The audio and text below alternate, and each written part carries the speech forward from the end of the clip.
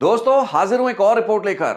Channel Ritesh लखी unplugged की अपनी आज की इस रिपोर्ट में मैं एक बार फिर से बात करूंगा गैंगस्टर लॉरेंस बिश्नोई की पंजाब पुलिस की कस्टडी, मोहाली सीआईए की कस्टडी में करवाई गई उस टेलीविजन इंटरव्यू के मामले पर सख्त हो चुके पंजाब और हरियाणा हाई कोर्ट के रुख पर, जिसकी संभावना हमने अपनी पिछली रिपोर्ट में जाहिर की थी। 28 अक्टूबर को इस मामले की सुनवाई पंजाब और हरियाणा हाई कोर्ट की जस्टिस अनूपिंदर गरेवाल और लपिता बैनर्जी की खंडपीठ के सामने हुई, जिस दौरान अदालत ने काफी सख्त टिप्पणियां और रिमार्क्स दिए। अपनी पिछली रिपोर्ट में हमने जिक्र किया था कि पंजाब सरकार के डिपार्टमेंट ऑफ होम अफेयर्स ने 7 पुलिस अधिकारियों और कर्मचारियों, जिनमें 2 डीएसपी शामिल थे, उनको निलंबित कर इस मामले को एक विभागीय स्तर पर हैंडल किया था। इससे पहले की मेरी रिपोर्ट में हमने जिक्र किया था, इसी महीने पंजाब पुलिस द्वारा निचली अदालत में यानी कि मोहाली की अदालत में दायर की गई कैंसलेशन रिपोर्ट, जिसमें 7 लगाए गए इस टीवी इंटरव्यू के संदर्भ में दर्ज की गई एफआईआर में लगाए गए 7 में से 6 आरोपों चार्जेस को ड्रॉप कर दिया गया था। दोस्तों, पंजाब और हरियाणा हाई कोर्ट ने अपनी 28 अक्टूबर की कार्रवाई, जिसका ऑर्डर कुछ ही देर पहले सामने आया है, उस ऑर्डर में कई सख्त टिप्पणियां की हैं। आज इस रिपोर्ट में हम समझने की यही कोशिश करेंगे कि पंजाब पुलिस द्वारा लॉरेंस बिश्नोई टीवी प्रकरण में दायर की गई कैंसलेशन रिपोर्ट पर हाईकोर्ट ने क्या कहा, पंजाब के डीजीपी और सीनियर अधिकारियों की भूमिका पर क्या सवाल खड़े किए गए और क्या जवाब उनसे तलब किए जाएंगे। आज हम बात यह भी करेंगे कि सीआईए कस्टडी में करवाई गई इस इंटरव्यू को एक आपराधिक साजिश, एक प्रिवेंशन ऑफ करप्शन एक्ट, जिसका जिक्र मैंने अपनी पिछली रिपोर्ट में किया था, उसका मामला क्यों ना माना जाए। इस संबंध में हाईकोर्ट की क्या विशेष टिप्पणियां आई हैं और हेटले निचले स्तर के अधिकारियों को स्केपगोट्स बनाकर, बलि का बकरा बनाकर उन पर कार्रवाई की गई और सीनियर अधिकारियों को क्या बचाने की कोशिश की जा रही है, इस पर पंजाब और हरियाणा हाईकोर्ट ने क्या कहा है। 28 अक्टूबर को हाईकोर्ट में क्या हुआ, पंजाब सरकार द्वारा अधिकारियों के निलंबन की कार्रवाई, पुलिस द्वारा इस मामले में कैंसिलेशन रिपोर्ट पर खंडपीठ के न्यायाधीशों का क्या रुख रहा, उनकी क्या टिप्पणियां और उनके क्या वो बड़े निर्देश थे जिसके तहत विशेष जांच टीम, उस जांच टीम का दायरा बढ़ा दिया गया जिसने लॉरेंस टीवी इंटरव्यू प्रकरण से पर्दा उठाया, इस मामले की सच्चाई को दुनिया के सामने लाया। इन सभी पहलुओं पर आज की इस रिपोर्ट में हम चर्चा करेंगे। साथ ही मीडिया की जिम्मेवारी को लेकर उठे या उठ रहे कुछ सवालों को भी एड्रेस करेंगे, जो कि बेशक अदालत की 28 अक्टूबर की इस कार्रवाई या उस समीक्षा का हिस्सा अब तक नहीं बन पाया है। तो दोस्तों, शुरुआत करते हैं उस कैंसलेशन रिपोर्ट जो कि अक्टूबर के दूसरे हफ्ते में दायर की गई। हम जानते हैं कि 7 आरोप लगाए गए थे, 7 चार्जेस लगाए गए थे उस एफआईआर में, जो कि 5 जनवरी को दर्ज की गई थी लॉरेंस बिश्नोई की इस इंटरव्यू के मामले में। 5 जनवरी को इस मामले में एफआईआर दर्ज करते समय यह अंदाजा नहीं था कि यह इंटरव्यू किसी जेल में हुई है या फिर पुलिस के लॉकअप में। लेकिन हाईकोर्ट के दखल के बाद, हाईकोर्ट की सख्ती के बाद और हाईकोर्ट के निर्देशों के बाद 2 एफआईआर दर्ज की जाती हैं। उस वक्त तक यह भी क्लियर नहीं था कि दूसरी इंटरव्यू राजस्थान की जेल में हुई है। 7 आपराधिक धाराएं लगाई गई, जिनमें से 6 धाराओं को ड्रॉप कर दिया गया। 8 अक्टूबर को जो कैंसलेशन रिपोर्ट मोहाली की निचली अदालत में दायर की गई कैंसलेशन रिपोर्ट पर खंडपीठ के न्यायाधीशों ने बहुत बड़े सवाल खड़े किए। 120 बी की आपराधिक साजिश की उस धारा को ड्रॉप किए जाने पर खंडपीठ ने सवाल खड़ा किया,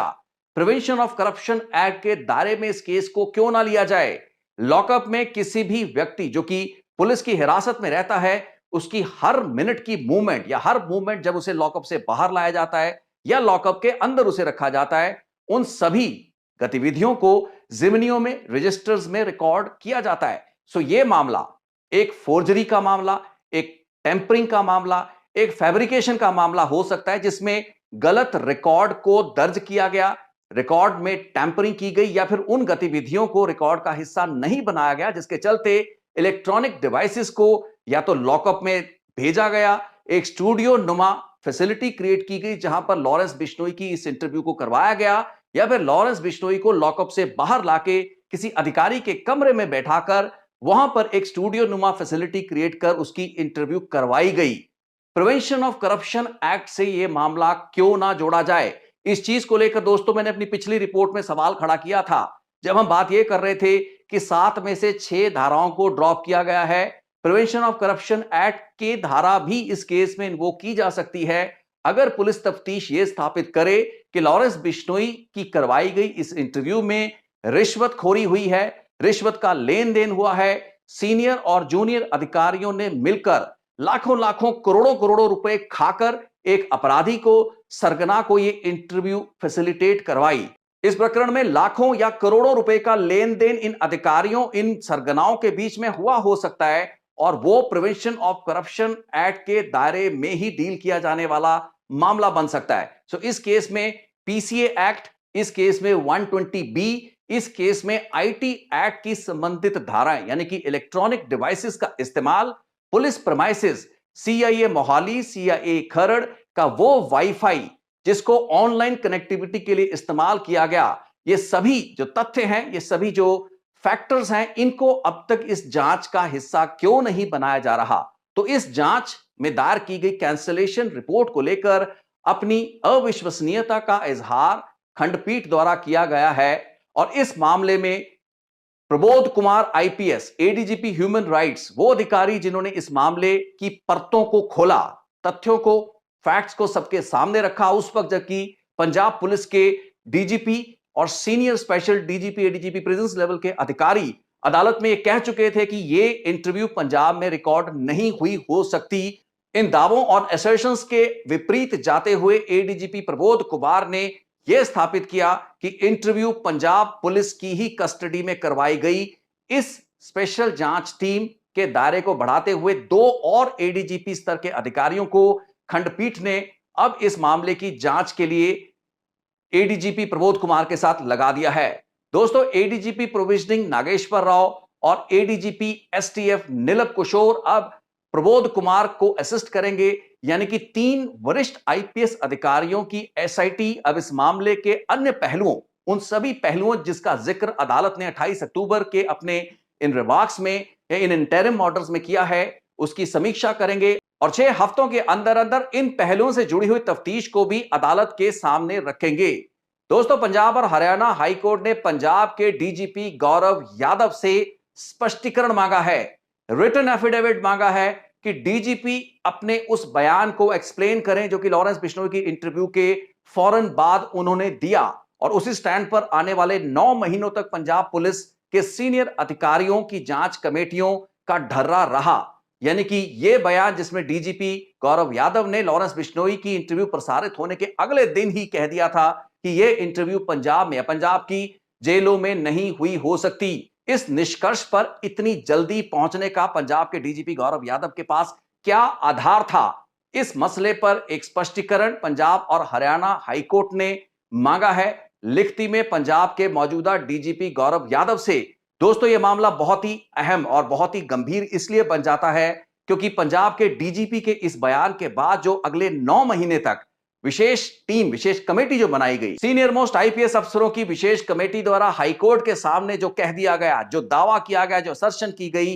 वो कुछ ही हफ्तों में गलत पाई गई, झूठी पाई गई, बेसलेस पाई गई। तो इतने बड़े स्तर पर यह गफलत क्यों हुई, इसके बारे में पंजाब डीजीपी से स्पष्टीकरण अदालत द्वारा मांगा गया है। इसके साथ ही जुड़ा हुआ एक और अहम पहलू जिस पर अदालत की ऑब्जर्वेशन थी कि निचले स्तर के अधिकारियों यानी कि जूनियर रैंक ऑफिसर्स पर ही इस पूरी घटना का नजला गिरने की कोशिश की जा रही है। कम से कम पुलिस की कैंसलेशन रिपोर्ट और सरकार की कार्रवाई के बाद यह साफ हो रहा है कि सीनियर अधिकारियों को बचाए जाने की कवायद में पंजाब पुलिस या पंजाब सरकार जुटी है। अदालत ने यह इशारा किया, इशारा है इस मामले की तफ्तीश स्पेशल इन्वेस्टिगेशन टीम को करनी है, जिसका दायरा अब बढ़ाया भी गया है, जिसे एक अतिरिक्त अधिकारी दिया गया है, 6 हफ्ते का समय दिया गया है। अदालत की इन टिप्पणियों से यह इशारा तो मिलता है कि अदालत यह मानती है कि जिन भी अधिकारियों को निलंबित कर उन पर कार्रवाई की गई है, वो अधिकारी इस प्रकरण की छोटी कड़ियां हो सकते हैं। सीनियर अधिकारियों को अभी भी इस मामले में बचाए जाने के प्रयास किए जा रहे हो सकते हैं। हालांकि जांच के बाद ही यह चीज क्लियर होगी कि क्या दरअसल में सीनियर अधिकारी, वरिष्ठ अधिकारी, डीएसपी रैंक से ऊपर के अधिकारी इस पूरी घटना या आपराधिक साजिश जिसके तहत इस इंटरव्यू को करवाया गया उसमें शामिल थे, या नहीं थे? दोस्तों, अदालत ने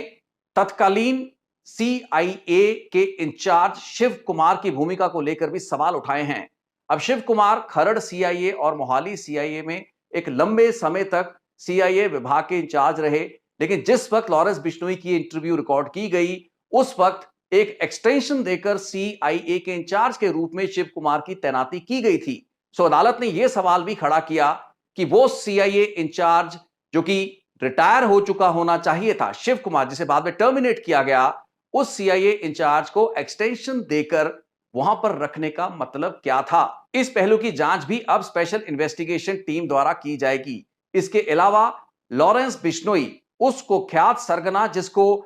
सिद्धू मूसेवाला की हत्या के कुछ महीने बाद दिल्ली पुलिस की कस्टडी से, तिहाड़ जेल के बाद दिल्ली पुलिस के स्पेशल सेल की कस्टडी में कुछ महीने रहने के बाद पंजाब लाया गया और पंजाब के कई जिलों की पुलिस ने लॉरेंस बिश्नोई की एक रिमांड यात्रा पूरे पंजाब में निकाली। अलग अलग जिलों की पुलिस ने अपने अपने जिलों में लॉरेंस बिश्नोई के खिलाफ दर्ज मुकदमों में उसे रिमांड पर लिया, लेकिन यह रिमांड सिर्फ टेक्निकल रिमांड हुआ करती थी, यानी कि कागजों में एक रिमांड हुआ करती थी। असलियत यह थी कि लॉरेंस बिश्नोई की रिमांड की ज्यादातर अवधि मोहाली और खरड़ के इसी सीआईए लॉकअप में रही, या फिर कुछ हफ्ते उसे अमृतसर के स्टेट स्पेशल ऑपरेशन सेल की कस्टडी में रखा गया। उसकी सुरक्षा को खतरा और उसकी हिफाजत का वो प्रोटोकॉल जो कि अदालतों द्वारा ही, इस केस में लॉरेंस बिश्नोई के केस में सुप्रीम कोर्ट द्वारा ही स्थापित किया गया प्रोटोकॉल है, उस प्रोटोकॉल की सुरक्षा व्यवस्था पंजाब में 2-3 फैसिलिटीज पर थी, जिनमें एक थी ये खरड़ की सीआईए, मोहाली का सीआईए, जहां पर लॉरेंस को ज्यादातर समय रखा गया। अदालत ने यह सवाल भी खड़ा किया है कि इतने लंबे समय तक, इस अवधि तक लॉरेंस को एक ही खरड़ के मोहाली के सीआईए में क्यों रखा गया? दोस्तों, ये तो वो सवाल थे जो कि हाई कोर्ट ने उठाए हैं। स्पेशल इन्वेस्टिगेशन टीम का दायरा बढ़ाया जाना, पंजाब पुलिस के डीजीपी से स्पष्टीकरण मांगा जाना, ये कुछ पहलू हैं इस कार्रवाई के जो अभी तक जारी है। इस मामले में अगली सुनवाई नवंबर में रखी गई है। तो दोस्तों, आशाओं के अनुरूप पंजाब और हरियाणा हाई कोर्ट के जस्टिस अनूप इंदर गरेवाल और जस्टिस लपिता बैनर्जी की इस खंडपीठ, इस डिवीजन बेंच ने इस मामले की तफ्तीश को, एक फेयर इन्वेस्टिगेशन को जारी रखने में अपनी वो भूमिका जो कि किसी भी अदालत की भूमिका रहती है, हालांकि इस केस में ये एक जुडिशियल एक्टिविज्म का केस है, मैं इसे प्रो एक्टिविज्म कहूंगा, लेकिन जुडिशरी को प्रो एक्टिव होने की जरूरत इसलिए पड़ रही है क्योंकि हमारी स्टेट पुलिस, हमारी स्टेट गवर्नमेंट्स इनएक्टिव नजर आई। लॉरेंस बिश्नोई की इंटरव्यू के कांड को छुपाने की हर कोशिश की गई, महीनों महीनों तक कोशिश की गई, सीनियर मोस्ट अधिकारियों तक ने यह कोशिश की, जिसके बाद अदालत को इस पिक्चर में आना पड़ा। और इस चीज के लिए पंजाब और हरियाणा हाई कोर्ट का यह डिवीजन बेंच, पंजाब और हरियाणा हाई कोर्ट बधाई की पात्र भी है। और वो लोग जो कि चाहते हैं कि एक न्याय पसंद व्यवस्था कायम हो, अपराधियों को, सरगनाओं को अपराधी की तरह ट्रीट किया जाए, हमारी पुलिस और जांच एजेंसियां जिनकी बाकायदा यह जिम्मेवारी है कि ऐसे अपराधियों, गैंगस्टर्स और क्रिमिनल सरगनाओं की गतिविधियों पर अंकुश लगाया जाए, उन्हें रोका जाए। लेकिन जब वही पुलिस अधिकारी, वही जांच एजेंसियों से जुड़े हुए अफसर आपराधिक भूमिका में, आपराधिक संलिप्तता में, क्रिमिनल इंटेलिजेंस में नजर आते हैं ऐसे गैंगस्टर्स के साथ, उसके बाद एक सिस्टम उस प्रकरण पर पर्दे डालता है, उस घटनाक्रम को छुपाने की कोशिश करता है। दोस्तों, सबसे ज्यादा बड़ा दुखांत और त्रासदी हमारे सिस्टम की यही है। और अब जबकि पंजाब और हरियाणा हाई कोर्ट का एक डिवीजन बेंच इस मामले से परतें उठा रहा है, उसकी दखल और उसके हस्तक्षेप के बाद ही हम लोगों को सच्चाई पता लग पा रही है। और इस वक्त भी कैंसलेशन रिपोर्ट में चार्जेस ड्रॉप करने से लेकर विभागीय कार्रवाई कर कर ठीकरा इस पूरी घटनाक्रम का निचले स्तर के अधिकारियों तक फोड़ने तक वो हर संभव कोशिश की जा रही है, जिससे अभी भी असलियत को छुपाया जा सके। यह बेहद शर्मनाक है, लेकिन हमें उम्मीद है न्यायपालिका से, पंजाब और हरियाणा हाई कोर्ट जो कि एक प्रो एक्टिव जुडिशरी की भूमिका को बहुत ही जिम्मेवारी के साथ निभा रहा है, इसके लिए वो बधाई के पात्र हैं। दोस्तों, इस रिपोर्ट को विराम देने से पहले मैं मीडिया की जिम्मेवारी और भूमिका पर बात किए बगैर रुकना नहीं चाहता, और आज मैं बात एबीपी न्यूज की करना चाहता हूं, एक नेशनल, राष्ट्रीय सैटेलाइट चैनल। दोस्तों, मैंने हमेशा अपनी रिपोर्ट्स में कहा है कि एक चैनल किसी क्रिमिनल या गैंगस्टर्स की इंटरव्यू कहीं से भी बैठकर ले सकता है, चाहे वो एक लॉकअप में बैठा था, चाहे वो पुलिस हिरासत में था, चाहे वो एक जेल में था, या फिर कोई वो भगौड़ा अपराधी है, गैंगस्टर जो कि विदेश में बैठकर अपनी इंटरव्यू दे रहा है। मुद्दा ये नहीं है। किसी भी पत्रकार के लिए, किसी भी चैनल के लिए इस तरीके की स्टोरीज को लोगों के सामने लाना कोई गलती नहीं है। मैं इस चीज को बहुत ही अच्छी तरह से समझता हूं। लेकिन एबीपी न्यूज की भूमिका पर सवाल उस वक्त खड़ा होता है, और यह सबसे बड़ा सवाल है, जैसे कि मैं समझता हूं कि पंजाब और हरियाणा हाई कोर्ट को भी इस पूरी पड़ताल और जांच के दायरे में लेना चाहिए। उन्होंने लिया भी होगा, या फिर वो जांच टीम तो लेगी ही जो इस मामले की अब इन्वेस्टिगेशन कर रही है। अब दोस्तों, लॉरेंस बिश्नोई की इंटरव्यू 3 और 4 सितंबर 2022 की मध्य रात्रि को उस वक्त रिकॉर्ड की गई जब लॉरेंस बिश्नोई मोहाली पुलिस के सीआईए थाने में लॉकअप में पुलिस रिमांड पर था। संबंधित पत्रकार ने एक इलेक्ट्रॉनिक डिवाइसेस की मदद, जो कि उसे पुलिस अधिकारियों द्वारा मुहैया करवाई गई, सीआईए का वाईफाई जो उसे मुहैया करवाया गया, इन उपकरणों की मदद से इस इंटरव्यू को किया। इस इंटरव्यू को करने के बाद इस इंटरव्यू को 6 महीने तक रोक कर रखा गया, इस पत्रकार द्वारा पॉसिबली, या फिर इस चैनल द्वारा। हो सकता है पत्रकार ने अपने चैनल पर यह इंटरव्यू पहले भेजा हो, लेकिन चैनल ने ना चलाया हो। यह भी संभव है कि पत्रकार ने इस इंटरव्यू को कर रख लिया, लेकिन अपने चैनल को आगे नहीं भेजा। मार्च 2023 के महीने में इस इंटरव्यू को एक दिन प्रसारित कर दिया जाता है। अब 6 महीने का ये जो डिले रहता है, जिसमें पत्रकार प्रसारण के दौरान बार बार कहता है कि लॉरेंस बिश्नोई, पत्रकार और ये टीवी चैनल इस चीज का दावा अपने लिखित ग्राफिक्स में करते हैं कि ये इंटरव्यू जेल से रिकॉर्ड की जा रही है, जो कि निराधार था, बेसलेस था, गलत था, झूठ था, फरेब था। लिटरली ये फरेब था। इसे फरेब के अलावा और कोई शब्द नहीं इस्तेमाल किया जा सकता। मैं अक्सर एक टर्म का इस्तेमाल करता हूं जिसे न्यूज डेडलाइन कहा जाता है। उस न्यूज डेडलाइन का मतलब यह होता है कि जब भी कोई खबर प्रकाशित होती है, उसकी एक तारीख दी जाती है और उसका एक स्टेशन दिया जाता है कि किस स्टेशन पर 15 अप्रैल अमृतसर, यानी कि अमृतसर से 15 अप्रैल को छपने वाली रिपोर्ट है। उस रिपोर्ट में कहा जा सकता है कि ये जो रिपोर्ट छप रही है, इसमें जो इंटरव्यू की गई है, ये 15 अप्रैल की बजाय पिछले साल 15 दिसंबर की इंटरव्यू थी। तो ये चीज मैं समझ सकता हूं कि रिपोर्ट में उस तथ्य को बयान किया जाए। लेकिन जब एक जिम्मेवार राष्ट्रीय चैनल, एक सैटेलाइट चैनल अपने ग्राफिक्स के जरिए और अपने एडिटर स्तर के पत्रकार के जरिए यह दावे करे और पुलिस को और इन्वेस्टिगेशन को मिसलीड करे कि यह इंटरव्यू जेल से करवाई जा रही है, वो इंटरव्यू जो कि 6 महीने पहले रिकॉर्ड की गई पुलिस के एक सीआईए थाने में, इसे फरेब और झूठ ना कहा जाए तो क्या कहा जाए?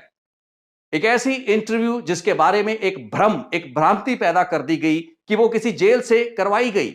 और यह मुद्दा सिर्फ एक टीवी चैनल के पत्रकार या एक चैनल द्वारा इंटरव्यू के प्रसारण का नहीं था। मुद्दा यह भी था कि एक सरगना से जुड़ी हुई इंटरव्यू के तथ्यों को 6 महीने तक छुपाकर इसलिए रखा गया कि जिन अधिकारियों की मदद से, मिली भुगत से, रिश्वत के पॉसिबली लेन देन के बाद वो इंटरव्यू संभव हो पाई, उन अधिकारियों को बचाया जाए,